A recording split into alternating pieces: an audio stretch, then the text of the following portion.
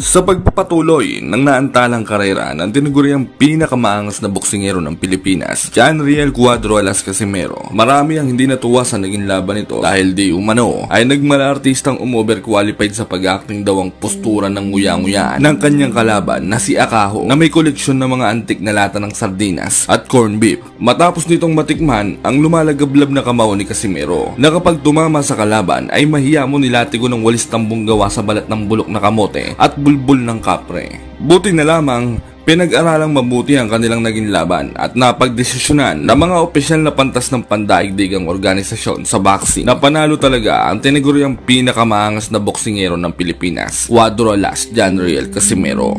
Bagamat marami pa rin kumukwestiyon sa kakayahan ng tinaguriang angas ng Pinas, ay patuloy pa rin ang pagpapatunay nito na siya ay naiiba at karapat-dapat na ihahanay sa mga bigating engkanto at halimaw sa larangan ng boxing sa kasalukuyan. Taglay nito ang tapang at ang pinakamaangas na espiritual na kapangyarihan. Handa itong harapin ang pinakamalakas at ang mga nasa pinakatugatog upang patunayang iba ang tindi ng kanyang kalibre at siya ay nabibilang sa mga Class A na halimaw. I'm a real monster!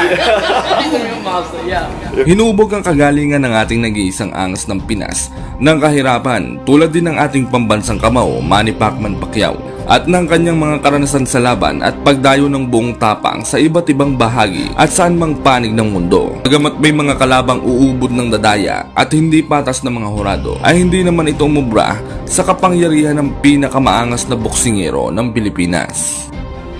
Isa nga po sa napabilang sa listahan ng mga tampalasang pinuksa ng angas ng Pinas ang nooy namamayagpag at umaalingaw-ngaw na pangalan ng pambato ni Eric Morales na tinaguriang Gibran Pedrin na nanggaling sa salitang Griego na ang ibig sabihin ay halimaw na mandirigma na singtigas ng bato. Hindi basta-basta ang halimaw na ito mga kaibigan dahil talaga namang mabigat pa sa baboy na tamang craving sa kaning baboy ang kamao nito na kapag tumama ay para ka na rin pinilaying kick ng kabayong tricycle driver na bad trip na 2 araw nang walang garahe. Sa katunayan niyan mga kaibigan, sa 18 naging laban nito, lahat lang naman ng mga ito ay kanyang naipanalo at ang matindi pa, 3 lamang ang maswerteng nakaraos hanggang round 12 matapos malasap ang mga nag-aapoy na suntok ng siraulong Poncio Pilatong Meksikano. Kaya naman, pumatak ng napakataas na porsyento sa talaan ang knockout ratio ng tinaguriang bato ng Mexico na walang iba kundi si Pedro Guevara na tirador ng piniritong kulane. Hindi naging maganda ang mga pasaring at ang tabas ng nguyang-nguyaan ng halimaw na ito mga kaibigan dahil di umano ay uulitin daw nito ang pambubugbog na ginawa ng mga taga-Argentina sa ating pambato noong kanyang naging huling laban kontra kay Luis Lasarte bago maikas ang kanilang sagupaan noong mga panahong ito. At sa pagkakataon daw na ito mga kaibigan, ay hindi na daw niya papayagang makapagtago pa sa saya ng kanyang nanay si Cuadro Alas. Kagaya ng pagtatago nito sa ilalim ng lona noong umuulan na nung kung ano-anong kamote, kasoy, balinghoy, kahoy, okoy, baboy, syokoy at putotoy sa ibabaw ng lona ng mga tampalasang corned beef dahil kakalampagin daw niya ng 100 case ng Red Doors ang sentido nito at papagapangin daw niya si Casimero sa suntok hanggang magmakawang ipatigil na nito ang kanilang laban at umuwing luhaan sa ating lupang sinilangan. Dagdag pa nito ay aagawin lang daw niya ng walang kahirap-hirap ang titulong hawak ng ating pambato at sisiguraduhin hindi daw siya pagpapawisan sa kanilang magiging laban. Subalit hindi naman ito pinansin ng ating pinakamaangas na boksingero mga kaibigan. Bagkus ay nagpaka-poker face lang ito at nag-focus lamang sa kanyang pag-ensayo. Ngunit alam nyo ang mabigat dito mga kaibigan ay walang kaalam-alam ang kanyang kalaban na bagong welding at hasa ang mukha ng ating pambato. Kaya literal pa sa literal na makunat pa sa makunat ang nguya-nguya nito na kahit nga suntok ng engkantong tikbalang na palong-palo ay kakainin at imumumog lamang ito ng buong buo. Sa kanilang face-off naman mga kaibigan ay talaga namang todong ngise ang Meksikano na mahiya mo mahiyaing makapalang mukha. Menumustra pang maigi ang kanyang retainer na gawa sa aluminyong alambreng may tetano. Samantalang si Casimero naman ay parang gusto ng kutusan at hampasin ng talyase ang maangas na Meksikano. Sa unang round, agresibo agad si Casimero. Malakay inuman mong hindi nilulubayan ang pulutan. Tamang cravings. Nakadama tuloy ng takot ang Meksikano. Samantala, wala pang 1 minuto ang laban ay kahindik-hindik agad na uppercut ang tumama sa bahay baba ng Meksikano na siyang nakapagpabagsak agad dito na sa sobrang lakas ay mahiya mo binato ng lamesang kamote na ang pa ay di 5 hollow block.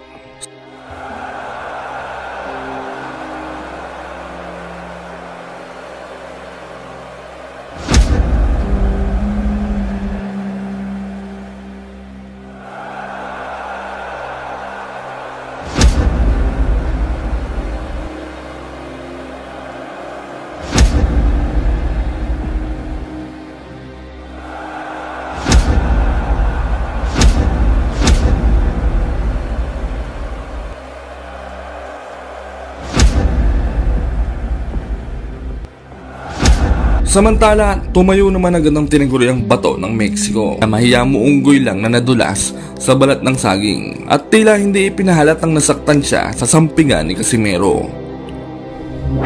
Round 2, tila na bahagang edits ng Meksikano matapos matikman ang kamao ni Casimero at tras depensa ang palaging ginagawa nito. Samantalang si Casimero ay parang Bombay na bad trip na wala pang singil, ayaw lubayan ang kalaban.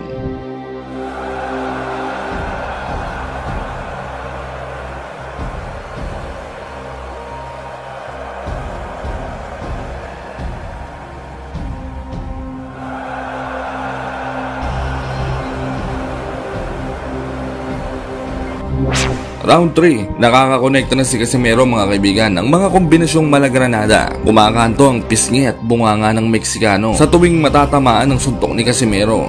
Sinasabayan pa ito ni Casimero ng magaling na pag-ilag na mahiyamo ahas tulog na may insomnia. Ang galing pumaling ng ulo.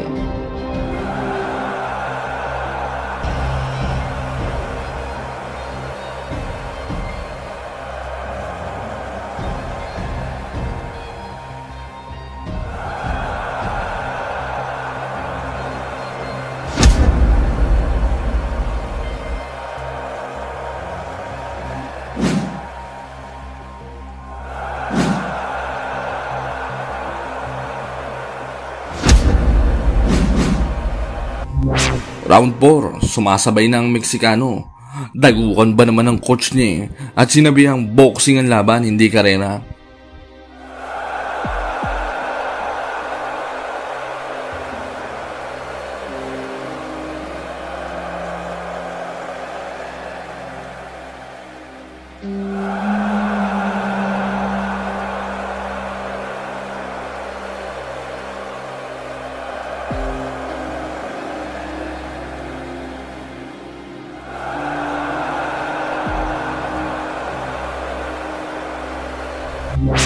Round 5, nagmalapandesal na walang palaman na lang ang tinaguriang bato ng Mexico dahil sa mga atake ni Casimero na dumadagundong. Kitang-kita na rin na lamang sa patama ang tinaguriang pinakamaangas na boksingero ng Pinas.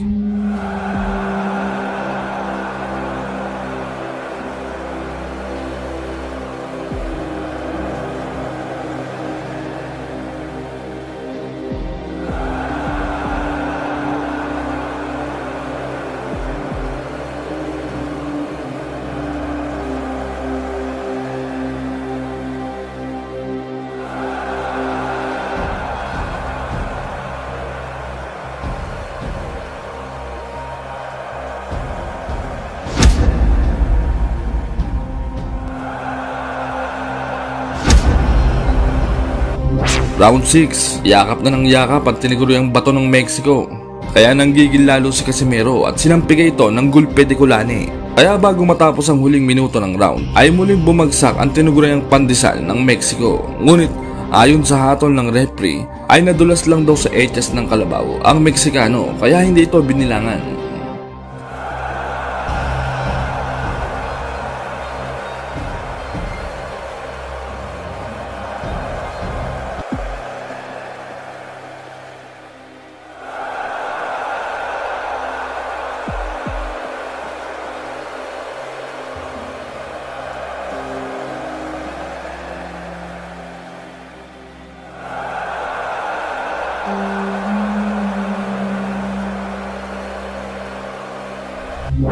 Round number 8, bukol-bukol at duguan na ang mukha ng Meksikano. Pwedeng-pwede nang gawing pananto sa bingguan ng mga bukol sa mukha kapag naubusan.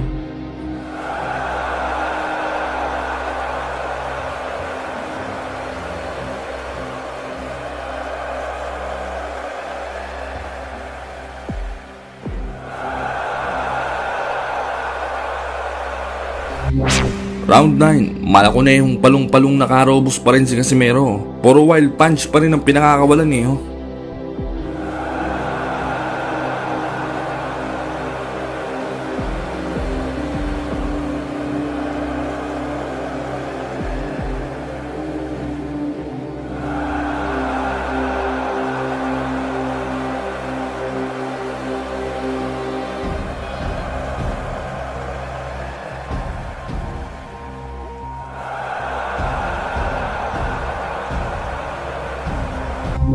Round 10, muling bumagsak ang tinaguriang pandesal ng Mexico. Subalit, katakatakang hindi na naman ito binilangan ni Bokal. Putik ng inang kinambyo ng kabayo pala tong pinaglihi sa kulaning 8 ang repre na to May stage 4 na katarata ata to Ang sarap hampasin ng hilaw na upo.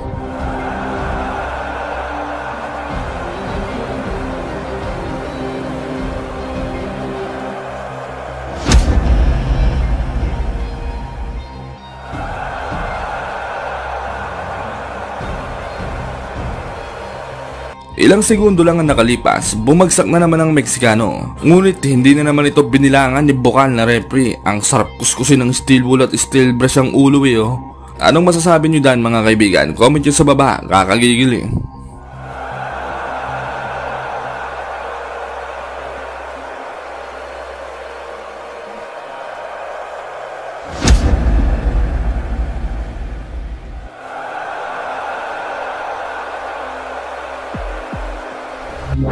Round 11, bumagsak na naman ang Meksikano pero as usual, hindi na naman ito binilangan ni Bunot.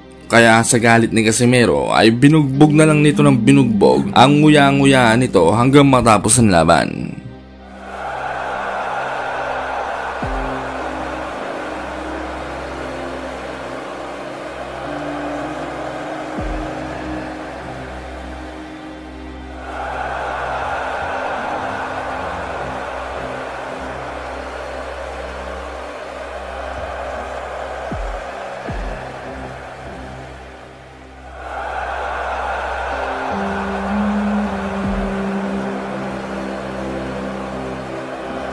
Isa na yata sa pinaka-nakakahinayang na laban na sana'y gaganapin noong ika-5 ng Abril taong 2020 ang laban na tutulok sana sa lahat ng agam-agam ng mga nagtatalo-talong boxing fans, mapa Pinoy at ibang lahi na kung sino ba talaga ang mananaig kontra sa pambansang angas ng Pilipinas na si John Riel Cuadro alias Casimero at Naoya the Monster Inoue. Ang laban na ito ay gaganapin sana sa Mandalay Center, Las Vegas, Nevada, USA para sa unification bout sana ng kanilang mga belt na IBF, WBA at WBO bantamweight title.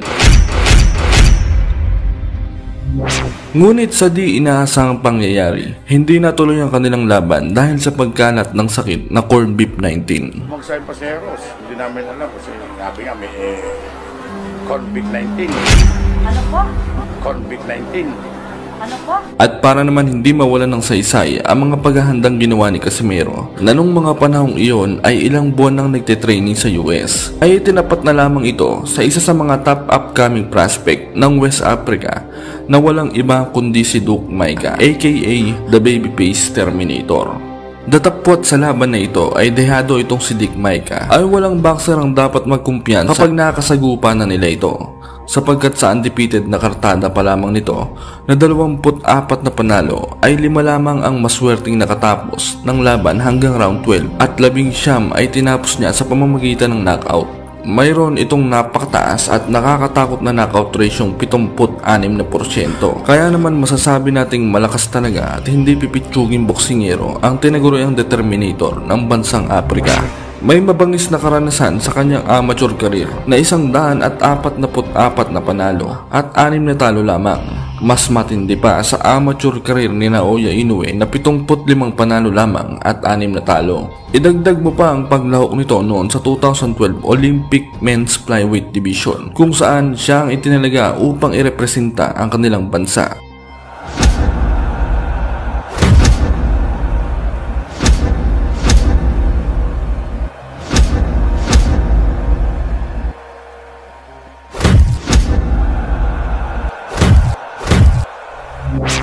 Taong 2012, pumasok ito sa pro boxing sa edad na 22 anyos. Sa umpisa ng karera nitong si Dick Maika mga kaibigan, ay napaka-impresibong kartada agad ang kanyang naitala. 13 sunod-sunod na panalo kung saan lahat ng kanyang nakalaban ay tinapos niya sa pamamagitan ng knockout.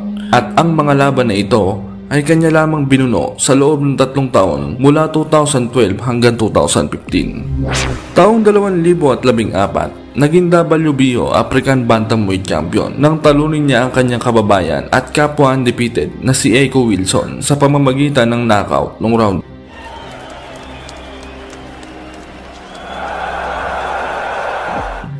Taong Taong 2016, naging Commonwealth Bantamweight Champion. Nang talunin niya ang undefeated din na taga United Kingdom na si Macho Chanda via split decision. Kaya naman dahil sa kanyang mga impresibong karangalan, sumagi sa utak nito na mataas ang kanyang tsansa na maagaw ang titulo sa WBO champion. I think I'm coming there to win.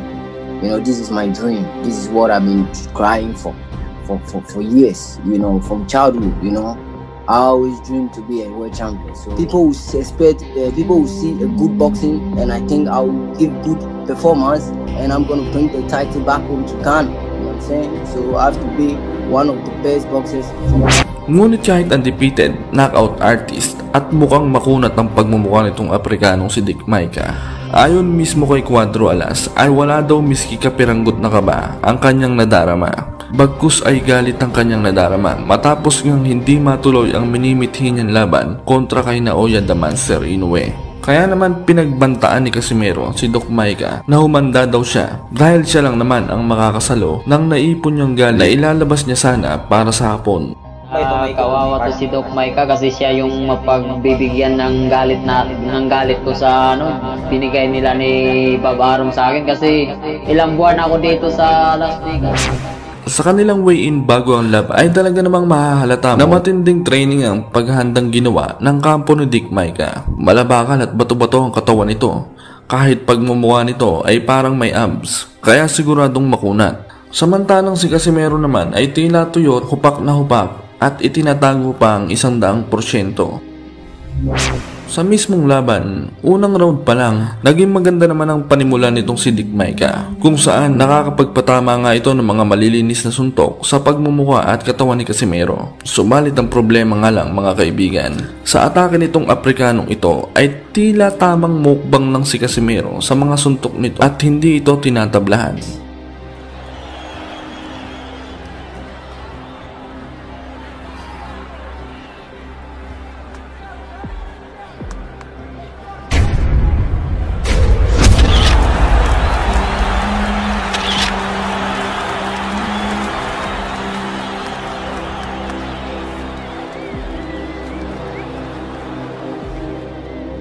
Sa round 2 ay dito na napahilata si Dick Maika matapos itong tamaan ni Cuadro Alas ng isang naglalagablab na lepok sa may sentido.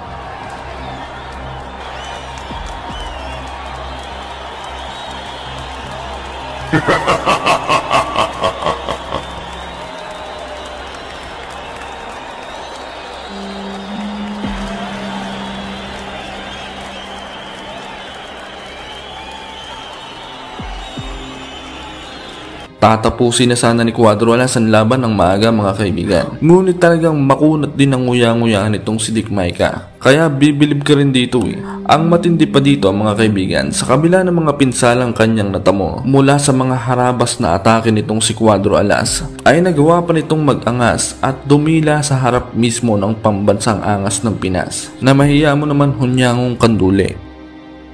Pagsapit ng round 3 ay dito na tuluyang winasak ni Janriel Casimero ang pagmumukha ni Dick Maika.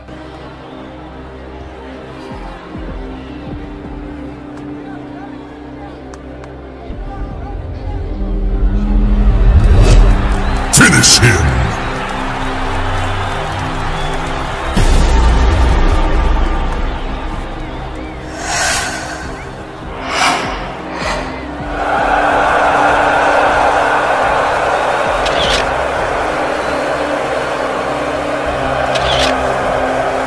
Ano sa tingin nyo mga kaibigan? Kung sakali kaya natuloy ang laban ni Casimero at Inoue, sino kaya ang mananaig? Ang matigas na panga at may one punch KO na si Casimero o ang mas mabilis at body punch ni Naoya? Comment down nyo na yan sa baba mga kaibigan. Maraming salamat, yun lamang po muna ulit sa ngayon at God bless.